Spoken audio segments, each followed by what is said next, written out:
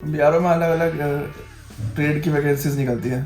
ठीक है, तो मैं बीआरओ में एज ए जूनियर इंजीनियर हूँ, जिसे जेसीओ भी बोलते हैं। और इसके लिए आपको एसएससी जेई का एग्जाम क्लियर करना पड़ता है। एसएससी जेई का? हाँ। तो नहीं पढ़नी है, हर चीज़ पढ़ोगे तो फिर आप बल्क हो जाएगा, बल्क बहुत ज़्यादा हो जाएगा, आप नहीं पढ़ पाओगे, फिर आपका एग्जाम निकलना मुश्किल हो जाएगा। मतलब हमारे को पढ़ने से पहले हमारे को ये पता होना चाहिए कि हमें क्या पढ़ना है, क्या पढ़ना है और क्या नहीं पढ़ना, मतलब सब नहीं पढ़ना। और जैसे अब तुम्हारा मेडिकल टेस्ट में मेडिकल टेस्ट आपका काफी ढंग से होता है, मतलब आपके जो मेजर होते हैं आर्मी के और ग्रेफ सेंटर के जो ऑफिसर्स होते हैं, एएमसी वाले एएमसी वाले जो मेजर होते हैं वो आपका टेस्ट लेते हैं, मेडिकल टेस्ट। उसमें फिर आपको आपके किरकी एमएच किरकी है, वहाँ पर जाके आपको अपना रिमेडिकल करवाना पड़ता है। अच्छा, ठीक है, अब वो आपको एक लेटर देते हैं आपको ग्रेफ सेंटर वाले, फिर आपको उस डेट पे जाके वहाँ पर रिपोर्ट करना पड़ता है। तो सभी भेजी वालों को नमस्कार, प्रणाम, आपका स्वागत है आपके भाई के चैनल तनुज व्लॉगिंग में। और अभी हम आए हैं अपने भाई को लेने, शुभम पौरियाल जी को, जो कि आप देख रहे होंगे ड्रेस पहन रखी है बीआरओ की। ये बन चुके हैं जेई और अभी ट्रेनिंग से वापस आए हैं, तो इनको हम लेने आए थे। और आज उनसे पूछेंगे कि भाई ट्रेनिंग में कैसे कैसे लंका लगाते हैं, क्या करते हैं क्या नहीं करते हैं, अभी पता करेंगे और पोस्टिंग का भी पता करेंगे। और देखना पूरी वीडियो। ओके, पहुँच चुके हैं हम अपने जय साहब के घर के रोडों पे, और जय साहब रहते हैं बिल्कुल हरियाली के बीच में। तो जय साहब, कैसा रहा आपकी ट्रेनिंग सही थी। कितने महीने की ट्रेनिंग थी? ये 1 महीने की ट्रेनिंग होती है इसमें। तो बीआरओ में जाने के लिए क्या कौन सा पेपर क्रैक करना पड़ता है, कैसे बंदे जेई बन सकते हैं, आप इस बारे में बताइए। देखो, मेरे पहले अपनी पोस्ट कराता हूँ, मैं बीआरओ में एज ए जूनियर इंजीनियर हूँ, जिसे जेसीओ भी बोलते हैं। और इसके लिए आपको एसएससी जेई का एग्जाम क्लियर करना पड़ता है। एसएससी जेई का? हाँ। तो एसएससी जेई में एक सिंगल पेपर होता है, कैसे मतलब? एसएससी जेई में 2 पेपर होते हैं, पेपर 1 पेपर 2 होता है। पेपर 1 जो है ऑब्जेक्टिव होता है, पेपर 2 पहले सब्जेक्टिव होता था, रिटन पेपर, लेकिन इस साल से उसको दोबारा से इस बार भी ऑब्जेक्टिव कर दिया गया। तो 2 पेपर होते हैं, दोनों की अलग अलग कट ऑफ आती है, दोनों के मार्क्स इंक्लूड होते हैं, उसके बाद फाइनल कट ऑफ निकलती है। और फिर उसके बाद आप सिलेक्ट होते हो अलग अलग डिपार्टमेंट में, वेरियस डिपार्टमेंट्स में। तो मतलब बीआरओ जो डिपार्टमेंट है वो आपका टॉप मोस्ट प्रायोरिटी में रहता है या फिर बीच में रहता है या नीचे रहता है? वो डिपेंड करता है आपके ऊपर कि आपको किस तरह की नौकरी चाहिए। मतलब आपको अगर एक नेशन को सर्व करने के लिए या फिर आपको एक बेटर एक्सपीरियंस के लिए लाइफ में आपको अगर कोई जॉब चाहिए तो आपको बीआरओ जरूर पसंद आएगा। या फिर अगर आपको एक बेटर फैमिली लाइफ चाहिए तो उसके लिए आपको सीपीडब्ल्यूडी या फिर एमईएस आप ऑप्ट कर सकते हो। लेकिन बीआरओ में भी काफी कुछ अलग अलग एक्सपीरियंस होते हैं लाइफ। नहीं, तो टॉप मोस्ट तुम्हारी जो प्रायोरिटी थी वो बीआरओ ही थी या कोई और भी थी? मेरी टॉप मोस्ट प्रायोरिटी सीपीडब्ल्यूडी थी, लेकिन सबकी मैक्सिमम सभी की सीपीडब्ल्यूडी होती है। अच्छा। तो लेकिन मुझे बीआरओ मिला है। फिर यहाँ से बीआरओ में एक बार सिलेक्शन होता है, उसके बाद आपको डॉक्यूमेंटेशन के लिए और फिजिकल टेस्ट और उस मेडिकल के लिए बुलाया जाता है। तो इसमें जैसे पेपर निकाल दिया, तो इसमें फिजिकल का क्या होता है? फिजिकल में क्या क्या कराता है? फिजिकल ज़्यादा टफ नहीं होता। फिजिकल में आपको 1600 मीटर रनिंग होती है, वो आपको 10 मिनट्स के अंदर करनी पड़ती है। 10 मिनट? मतलब सिपाहियों की तो भयंकर कितने मिनट की होती है? 4 मिनट की कुछ होती है ना? 4 मिनट 4.5 मिनट की होती है। अच्छा, तो मतलब काफी टाइम मिलता है? काफी टाइम मिलता है आपको, क्योंकि आप एक इंजीनियर हो तो आपको बस एक बेसिक रिक्वायरमेंट होती है कि आपको मतलब फिजिकली मतलब नॉर्मल होना चाहिए, कोई ऐसा कोई खतरनाक फिजिकल नहीं होना चाहिए, ज्यादा भी लेथार्जिक नहीं होना चाहिए, बंदे को थोड़ा और एक्टिव होना चाहिए। और रनिंग के अलावा? रनिंग के अलावा आपकी फिजिकल टेस्ट में आपका सिर्फ रनिंग होती है, उसके बाद आपका मेडिकल टेस्ट होता है नेक्स्ट डे पे। मेडिकल टेस्ट में? मेडिकल टेस्ट आपका काफी ढंग से होता है, मतलब आपके जो मेजर होते हैं आर्मी के और ग्रेफ सेंटर के जो ऑफिसर्स होते हैं, एएमसी वाले जो मेजर होते हैं, वो आपका टेस्ट लेते हैं, मेडिकल टेस्ट। उसमें फिर आपको आपके विजन टेस्ट होता है, आपका अलग हर पूरी बॉडी चेकअप होता है। मतलब बोलना आपका ये है कि मतलब जो होता है फिजिकल से ज्यादा मेडिकल ज्यादा टफ होता है। टफ भी नहीं होता है, मतलब आपका रिक्वायरमेंट जो है वो आपको फुलफिल करनी पड़ती है। तो इन जो फिजिकल और ये मेडिकल होते हैं, इसमें ये बाहर भी कर सकते हैं? नहीं, मेडिकल जो होगा आपका, फिजिकल और मेडिकल आपका दोनों ग्रेफ सेंटर के अंदर ही होगा। नहीं, बाहर मतलब ये आपको बाहर निकाल सकते हैं उससे या फिर? फिजिकल में बाहर इस बार एक मेरे से मैं जब गया था अपना एंट्री लेने वहाँ पर एग्जाम में, तो उस टाइम पे एक बंदा बाहर हो गया था। उसका ये था कि वो भाग ही नहीं पा रहा था। अच्छा। मतलब अगर आपने कंप्लीट कर दिया 10 से अगर 10:30 11 मिनट भी लग रहे हैं तो वो थोड़ा इसमें लीनियंट रहते हैं। अच्छा, मतलब ऐसे नहीं रहते, पर मेडिकल में नहीं, मेडिकल में आप एक चांस होता है, जैसे आपका मान लो आपका बीपी की इशू है, आपको कोई भी ऐसा आई का विजन का इशू है, तो आपका रीमेडिकल मिलता है आपको। रीमेडिकल आपको दोबारा से मिलिट्री हॉस्पिटल में होता है। मतलब वो बताते हैं कि कौन से मिलिट्री हॉस्पिटल में, या फिर अपनी चॉइस भी हो सकती है? नहीं, कोई चॉइस नहीं होती, आपको सिर्फ पुणे में किरकी MH किरकी है, वहाँ पर जाके आपको अपना रीमेडिकल करवाना पड़ता है। अच्छा, ठीक है। अब वो आपको एक लेटर देते हैं आपको ग्रेव सेंटर वाले, फिर आपको उस डेट पे जाके वहाँ पर रिपोर्ट करना पड़ता है मेडिकल, अपना रीमेडिकल कराने के लिए। वहाँ पर अगर आप फिट होते हो तो आपका जो लेटर है वो वापस जाएगा ग्रेव सेंटर में और आपको टोटली फिट कर दिया जाएगा। और अगर अनफिट हो जाते हो तो आपको मतलब फिर रिजेक्ट कर दिया जाएगा। अच्छा, तो मतलब किसी को अगर SSC JEE की तैयारी करनी हो तो मतलब क्या किस चीज पे ज्यादा फोकस करना पड़ेगा कि भाई इससे निकल सकता है? SSC JEE के मेनली तो आपका टेक्निकल है, क्योंकि आपका प्री और मेंस दोनों में टेक्निकल ही आता है। नहीं, टेक्निकल में मतलब सब्जेक्ट कौन से रहते हैं? सब्जेक्ट सारे ही आपको देखो पढ़ना सारा ही पड़ेगा आपको।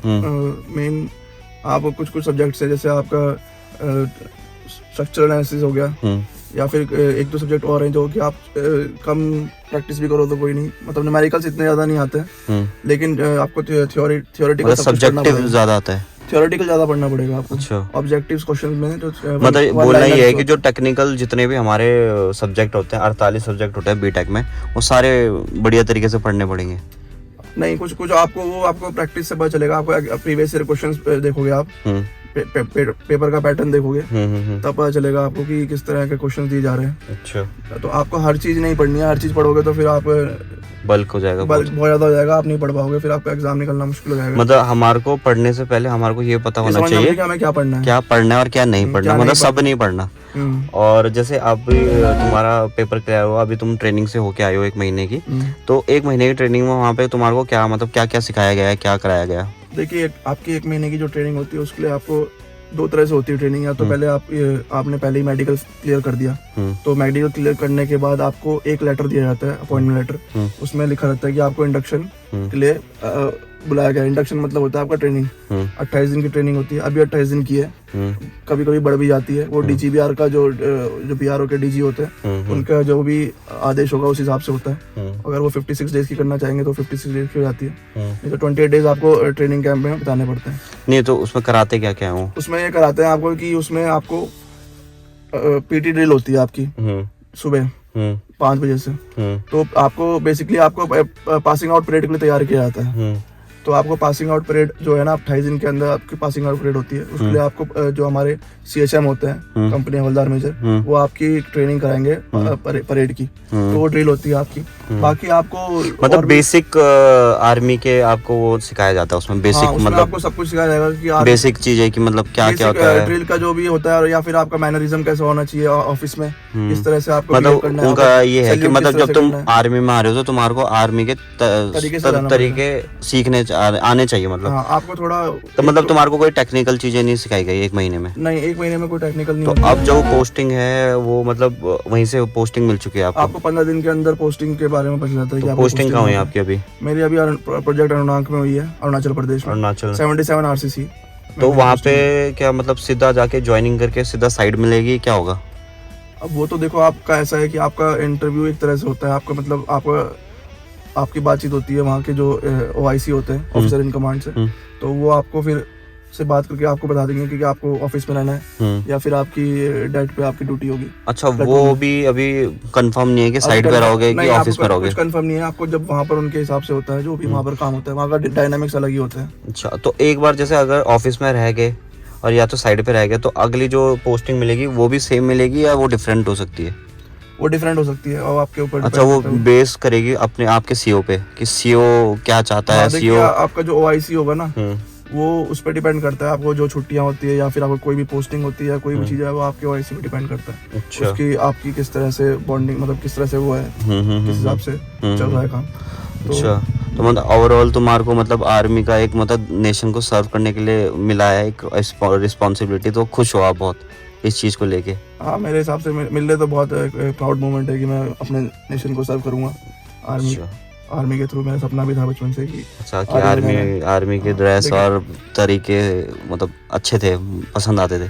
तो ये तो यार हर किसी एक गढ़वाली का सपना होता ही है, पूरे गढ़वाल का एक रीत है कि मतलब यार उस घर में साला कोई मिले ना मिले पर फौजी जरूर मिलेगा। सही बात है। एक गढ़वाल में होता है कि मतलब पूरे गढ़वाल में जब हमारे मतलब कुछ गाँव गढ़वालों में ऐसे भी हैं जिनमें आप देखोगे कि सिर्फ औरतें, बूढ़े और बच्चे मिलेंगे। आप बोलोगे जवान लौंडे कहाँ गए भाई, वो तो गए आर्मी में इंडिया को सर्व करने। मतलब ऐसे लोग भी हैं बहुत, मतलब जिनको पता नहीं रहता गढ़वालियों के बारे में।